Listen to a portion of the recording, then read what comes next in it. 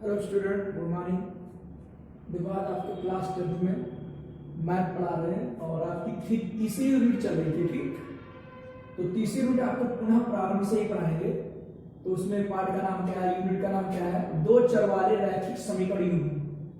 तो पहले जानना है कि दो चर वाले रैखिक समीकरण युग्म होते क्या है। ठीक, पहले आप ये पढ़ेंगे। ध्यान रखेंगे कि वीडियो आपको डेली मिलेंगे, उसी के आगे आपको सीरीज से करना है और न्यूमेरिकल भी आपको एक एक लगवाए जाएंगे। ठीक, इसीलिए ध्यान दीजिएगा। टॉपिक का नाम है दो चर में रैखिक समीकरण युग्म। ये होता क्या है? देखो, यदि दो चरों वाले दो रैखिक समीकरण समान चरों में हो, जैसे दो चर वाले दो समीकरण है, जैसे 2x है प्लस y बराबर 7 हो गया, ये मान लीजिए 4x है प्लस 3y बराबर मान लीजिए 11 हो गया। ठीक, ये दो चर में दो रैखिक समीकरण हो गए, दो चर में दो रैखिक समीकरण। तो इस प्रकार के समीकरणों को चर में रैखिक समीकरण का युग्म कहते हैं। ठीक, ये कहला युग्म, युग्म मतलब जोड़ा। अब इसका पारण रूप देख लीजिए कि चरों x व y, चरों x व y में रैखिक समीकरण, रैखिक समीकरण का मानक रूप या व्यापक रूप इस प्रकार है कि a1x plus b1y plus c1 बराबर 0। अगला आएगा a2x plus b2y plus c2 बराबर 0। ये मानक रूप है। जहां आपका क्या है, जहां पर आपका a1, a2, b1, b2, c1 व c2 रियल नंबर है, वास्तविक संख्या है। ठीक, वास्तविक संख्याएं हैं। वास्तविक संख्या आपने पढ़ी होगी कि परिमेय और अपरिमेय संख्याओं के संग्रह को बोलते हैं रियल नंबर। वास्तविक संख्याएं, यहां पर रियल नंबर होने चाहिए। ठीक है, अवास्तविक संख्या कौन सी? जैसे अंडर रूट के अंदर ये अवास्तविक या काल्पनिक संख्या होती है, वो नहीं होनी चाहिए यहां पर। ठीक, ये कहलाती है रैखिक समीकरण युग्म कहलाते हैं। सबको समझ आ गया ये समीकरण किस रूप में होती है? अभी इसके आगे पढ़ेंगे आप लोग और भी। अगला आपका टॉपिक है दो चर में रैखिक समीकरण का आलेखी निरूपण। पिछली कक्षा में आपने पढ़ा होगा रैखिक समीकरणों का आलेखी निरूपण। तो जब इसका आलेख आप बनाते होंगे तो ग्राफ पर बनाते होंगे। ठीक, तो रेखाएं ऐसे आती होंगी, रैखिक समीकरण या रेखाएं आपको ऐसी मिलती होंगी, ये कहलाते हैं रैखिक निरूपण। लेकिन जो आज टॉपिक पढ़ेंगे उसमें लिखा दो चर वाले रैखिक समीकरण का आलेखी निरूपण, रैखिक समीकरण युग्म लिख देंगे यहां पर, युग्म का। ठीक, मतलब जोड़ा दो रेखाओं का। ठीक, सुना रहा कि नहीं? तो दो चर में रैखिक समीकरण युग्म का आलेखी निरूपण पढ़ेंगे। ठीक, तो देखो इसकी तीन संभावनाएं हो सकती है। एक संभावना तो ये, जब जो आप ग्राफ पर बनाओगे तो आपका ये होता है x अक्ष और ये क्या होता है y अक्ष। इधर x डैश लिखते हैं चूंकि इधर माइनस चलता है, इधर y डैश मतलब y वाले माइनस चलते हैं। तो जैसे जब रैखिक समीकरण युग्म का जब आलेखी निरूपण करोगे तो उसमें दो रेखाएं प्राप्त होंगी, या तो दोनों रेखाएं ऐसे होंगी, एक दूसरे के समांतर होगी, अर्थात एक दूसरे को कभी भी प्रतिच्छेद नहीं करेंगी। ये दो रेखाएं होंगी आपकी L1 और L2। एक कंडीशन ये हो सकती है। ठीक, दूसरी स्थिति ऐसी हो सकती है कि दोनों रेखाएं एक दूसरे को एक ही बिंदु पर काटेंगी, या x हो गया इधर x डैश, ये y आपका, ये y डैश।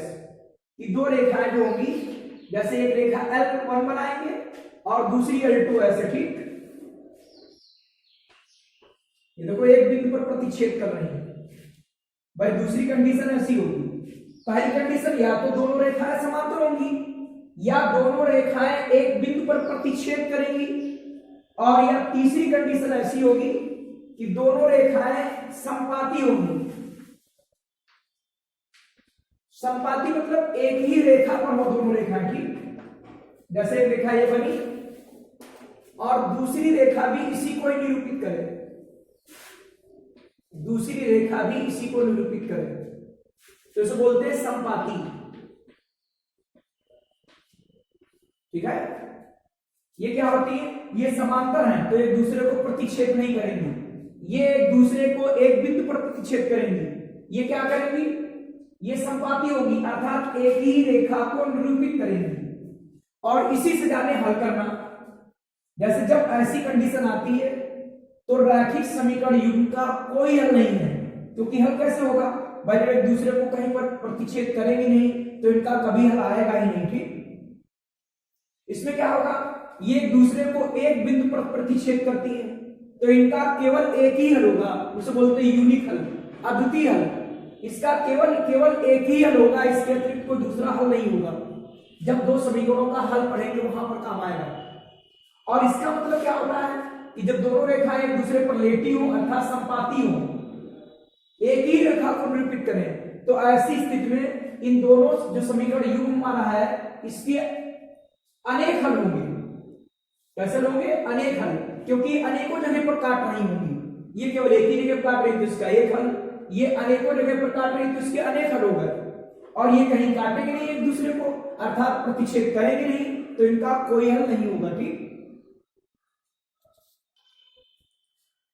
देखिए प्रश्नावली 3.1 एनसीईआरटी बुक का है। पहला क्वेश्चन है कि आफ्ताब अपनी पुत्री से कहता है 7 वर्ष पूर्व मैं तुमसे 7 गुनी आयु का था, अब से 3 वर्ष बाद में तुमसे केवल 3 गुनी आयु का रह जाऊंगा, क्या यह मनोरंजक है? और इस स्थिति को बीजगणितीय रूप में व्यक्त करना और ग्राफीय रूप में व्यक्त करना। ठीक, देखो जब आयु वाले सवाल आते हैं तो उसमें क्या करते हैं कि सबसे पहले उनकी वर्तमान आयु मान लेते हैं। ठीक, मान लेंगे यहां पर माना आफ्ताब की वर्तमान आयु, जिनके क्वेश्चन लगे हुए हो तो इसको रफ पर लगा लेंगे। ठीक, तो कुछ स्टूडेंट के एक आध क्वेश्चन लगे होंगे तो उनको रफ पर करना है, और जिनके न लगे वो लगा लेंगे। ठीक, कि माना आफ्ताब की वर्तमान आयु कितनी मान ले, x वर्ष, और यहां पर लिखेंगे तथा आफ्ताब की पुत्री की वर्तमान आयु y वर्ष मान लिया। ठीक, अब प्रथम कंडीशन में कहता है 7 वर्ष पूर्व, देख ले कि 7 वर्ष पूर्व मतलब पहले, 7 वर्ष पूर्व आफ्ताब की आयु, 7 वर्ष पूर्व आफ्ताब की आयु क्या होगी, x माइनस 7 वर्ष, और लिखेंगे 7 वर्ष पूर्व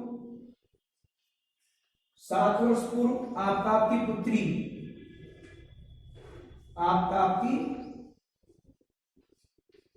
की आयु तो y माइनस 7 वर्ष। भाई ये प्रेजेंट टाइम की है और 7 वर्ष पूर्व की पूछ रहा तो 7 वर्ष कम कर दिए। ठीक, अब इसमें लिखेंगे प्रथम स्थिति में या प्रथम शर्त से क्या आएगा, प्रथम शर्त से क्या लिखा है, 7 वर्ष पूर्व में तुमसे 7 गुनी आयु का था, तो 7 वर्ष पूर्व आफ्ताब की उम्र कितनी है, x माइनस 7 वर्ष, और 7 वर्ष पूर्व आफ्ताब की पुत्री की उम्र कितनी है। अब देखो क्वेश्चन पढ़ना, 7 वर्ष पूर्व में तुमसे 7 गुनी आयु का था, कौन 7 गुनी आयु का था, आफ्ताब, क्या करें बराबर हो जाए, पुत्री की आयु में गुणा करेंगे बराबर हो जाएगा। ठीक, हमेशा ध्यान रखोगे कि पुत्री की आयु हमेशा कम होगी, उसी में गुणा करोगे तभी बराबर आएगा। ठीक, भाई 7 गुनी आयु का था ये, तो इसमें 7 से गुणा करोगे तभी तो बराबर आएगा। तो समीकरण क्या आएगी, x माइनस 7 मल्टीप्लाई कर देंगे 7y 7 सते 49, आप देखेंगे x माइनस 7y, पक्षांतर करने पर निशान बदल जाएगा, ये प्लस का था माइनस हो जाएगा, माइनस के 49, ये उधर ले जाओ हो जाएगा plus, x minus 7y minus 49, इससे घटाओगे माइनस के 42। भाई विपरीत निशान से जो घटता है और जो निशान ज्यादा होगा वही बचेगा, तो आपकी एक समीकरण आ गई कि x माइनस 7y प्लस 42, चाहे इसी को लिख दीजिए बराबर 0, ये एक आपकी समीकरण ये होगी। ठीक, x माइनस 7y प्लस 42 बराबर 0, ये प्रथम शर्त हो गई। अब क्या लिखा है कि तुमसे केवल 3 गुनी आयु का था 3 वर्ष बाद।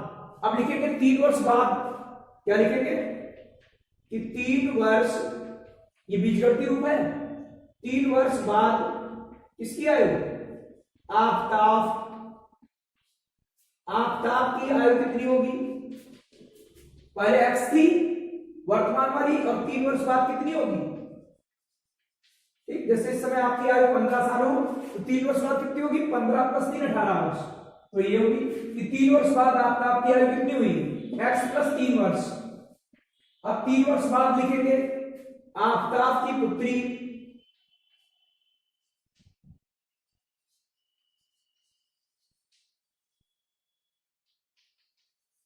y + 3 वर्ष। यहां लिखेंगे द्वितीय शर्त से x + 3 बराबर आएगा y + 3। ये कितनी गुनी आयु का था, 3 गुनी आयु का, क्या करे बराबर हो जाए, 3 से इधर गुणा कर तो बराबर हो जाएगा, ठीक भाई। आप तो आपकी उम्र हमेशा ज्यादा रहेगी, क्या करे बराबर हो जाए, पुत्री की आयु में 3 से गुणा, तो x + 3 3y और 3 किया 9। आप इसको हल कर लेंगे, दूसरी समीकरण बन जाएगी x इधर लाओगे, पक्षांतर करोगे, निशान चेंज, या 9 - 3 x - 3y बराबर 6। आप इसको लिख सकते हो x - 3y बराबर -6 बराबर 0। ये जो है आगे आपके कौन समीकरण, ये बीजगणितीय रूप आ गया, ठीक, कौन सा रूप, एक आपकी समीकरण, एक दूसरी समीकरण, ये बन गई रैखिक समीकरण युग्म। क्या बन गई, रैखिक समीकरण युग्म बन गया, ठीक। बात सबको सुनाई, फिर से एक बार देख लो कि माना आपकी वर्तमान आयु कितनी, x वर्ष और पुत्री की y वर्ष, तो 7 वर्ष पूर्व मतलब पहले x - 7 y - 7, ये 7 गुनी आयु का था, क्या करें बराबर हो जाए, 7 से इसमें गुणा करो बराबर हो जाएगा, समीकरण एक बन गई, ठीक है, ये एक स्थिति बन गई। सेकंड नंबर 3 वर्ष बाद, 3 वर्ष बाद है तो 3 वर्ष जोड़ देंगे, ये 3 गुनी आयु का है, आप तो 3 से इसमें गुणा करेंगे बराबर, आप इसमें गुणा कर दोगे, पक्षांतर करने पर आपकी समीकरण बन जाएगी, ये आपकी सेकंड समीकरण हो गई। ये इसका हो गया कौन सा रूप, बीजगणितीय रूप। आप ग्राफीय रूप बताएंगे इसका, देखिए आपकी 2 समीकरण आई, अब इनको हम क्या करते हैं, इनका ग्राफीय रूप बनाते हैं, क्या लिखेंगे, समीकरण 1 से, ठीक, समीकरण 1 से बताओ क्या आएगा, x - 7y + 42 बराबर 0। आप लिखेंगे x बराबर, ये उधर ले जाइए, हो जाएगा 7y प्लस का, और ये माइनस के 42, क्योंकि पक्षांतर करेंगे, x का मान या तो y के पद में निकाल लो या y का मान x के पद में, तभी इसका ग्राफीय रूप बना पाओगे। और ग्राफीय रूप के लिए कम से कम x और y के कम से कम 2 मान तो होने चाहिए, कम से कम। आप 3 4 निकाल लो, 4 निकाल लो, 5 निकाल लो, लेकिन कम से कम 2 मान होने चाहिए, ठीक। जैसे y का मान क्या रख दें यहां पर, जो चाहो लिख दीजिए, ठीक, y का मान यहां पर लिख दिया, मान लीजिए 6, तो 7 6 42, 42 घटाओ क्या आएगा, 0 आएगा, ऐसा नहीं। अब मान लीजिए इसका मान लिख दीजिए हमने 7, y का मान लिख दिया 7, तो 7 से 49, और 49 से 42 गया कितना आएगा, 7, ठीक। एक मान और कोई लिख दीजिए, जैसे इसका मान लिख दिया हमने, मान लिया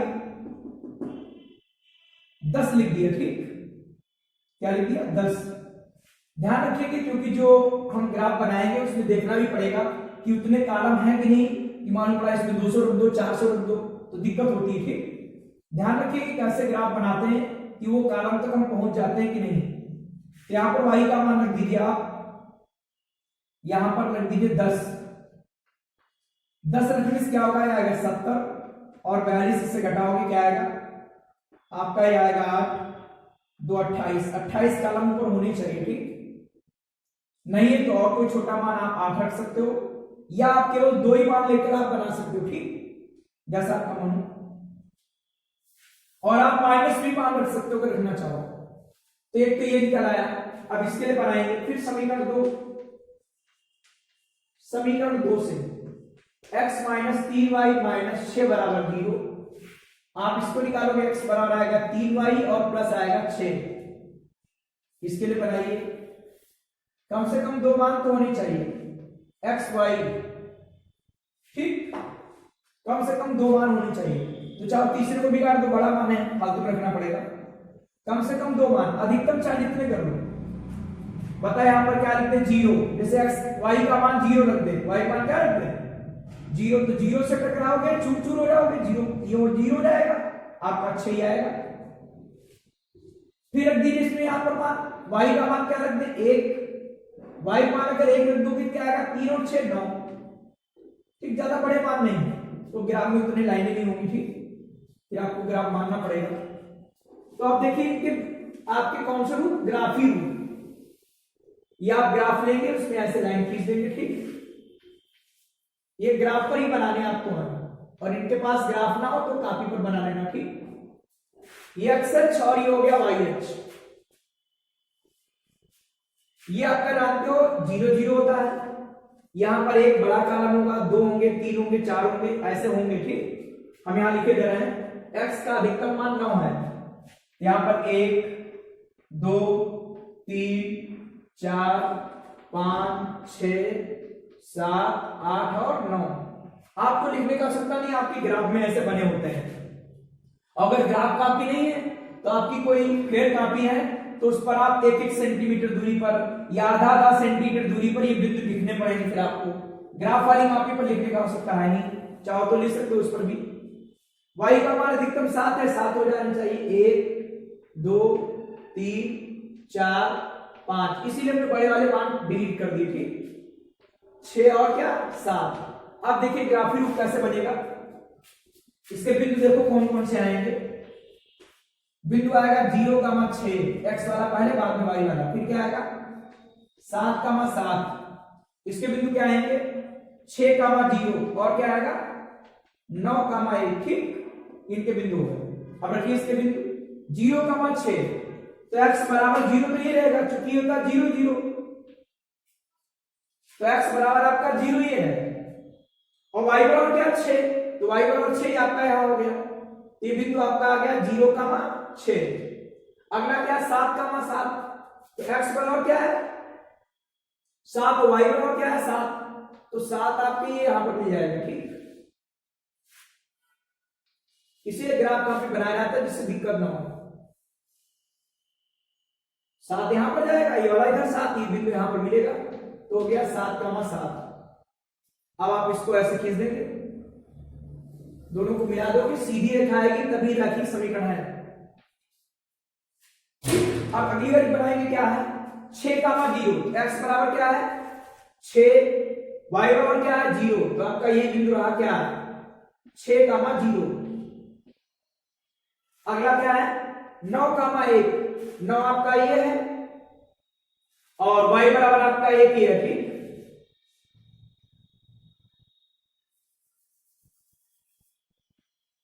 एक आपका बिंदु ये हो गया 6,0, अगला बिंदु ये वाला हो गया।